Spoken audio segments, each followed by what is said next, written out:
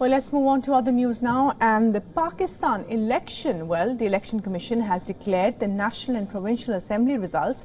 The next few hours are crucial for parties to rally support to form the government.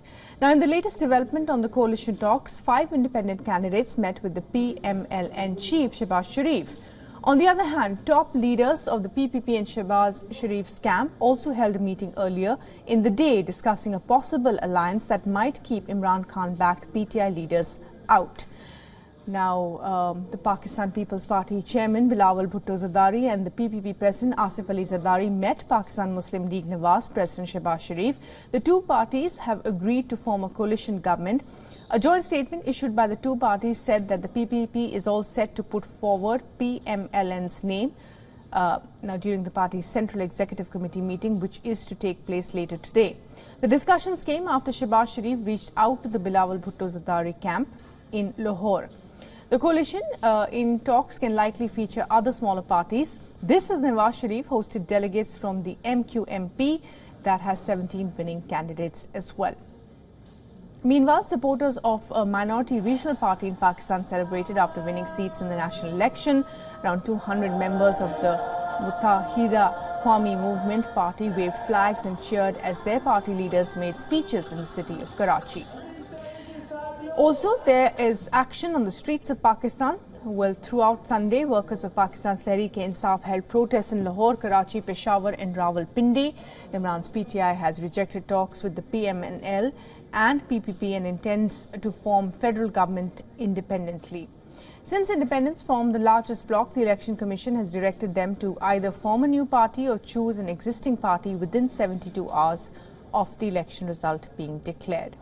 The final results were announced with independents bagging the largest number of seats with a tally of 101. Out of this, 91 were backed by Imran Khan's PTI. This is followed by the Pakistan Muslim League Nawaz at 75 and the PPP at 54. While independent candidates have emerged as a clear winner in Pakistan's National Assembly, results for the provincial assemblies are contrasting. In Sindh, the Pakistan People's Party is leading with a huge margin. It has won 84 seats in total. Remember, at the national level, the PPP only stands third in the race. If you look at the province of Punjab, independent candidates stand neck and neck with the PML-N. The independents linked to Imran Khan's PTI party have a slight edge over Nawaz Sharif's party. They're also leading the race at the national level, overtaking the PML rather comfortably. And their lead extends to Khyber Pakhtunkhwa as well. Independent candidates have completely swept the Khyber Pakhtunkhwa region, winning 90 of the 112 seats. And finally, if you look at Balochistan, the country's largest province in terms of land, here, unlike all the other 3 provinces, we're seeing a tight race. A coalition government is expected as no party has a clear majority. And Anas Malik, our Pakistan Bureau Chief, is joining us for the very latest on what's going to happen next in Pakistan's elections. And now that the voting and the counting is done and decisions have to be made on all sides. And Anas, well, an interesting mix there.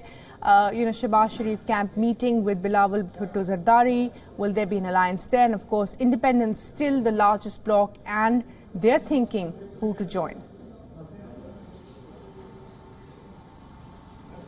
Well, the first part of your question, Bhairavi, we would know the answer to that in a very short while from now. I'm standing outside the Zardari house. This lane straight leads to the Zardari house here in Islamabad, where in a short while from now, the Pakistan People's Party Central Executive Committee, the CEC, is to convene, and they are to meet and deliberate on whether they should be joining the government or not.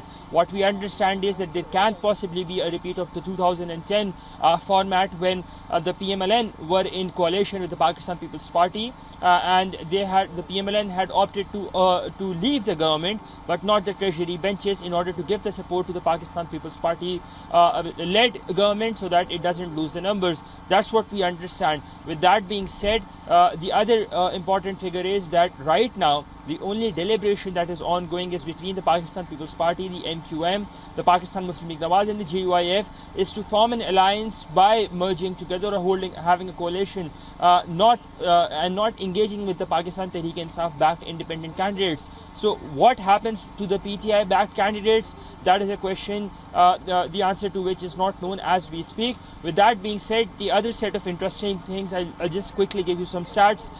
While the election results are out, the Election Commission is yet to notify with regards to the constituencies who has clinched and who has not. Today and tomorrow are the days where objections can be raised and recounting can be done as well. In 14 days from the days of the poll, so that means the clock is already ticking, is when the Election Commission is bound to issue the notification of winning or losing candidates. And in 21 days from the day of the polls, that makes roughly 29th of February, is when by the Constitution the President is bound to summon the sitting of the National Assembly. Bhairavi? Right. So clearly there are timelines for all decisions here, and of course, Anas, we will know more by later this evening. Thanks very much indeed for joining us.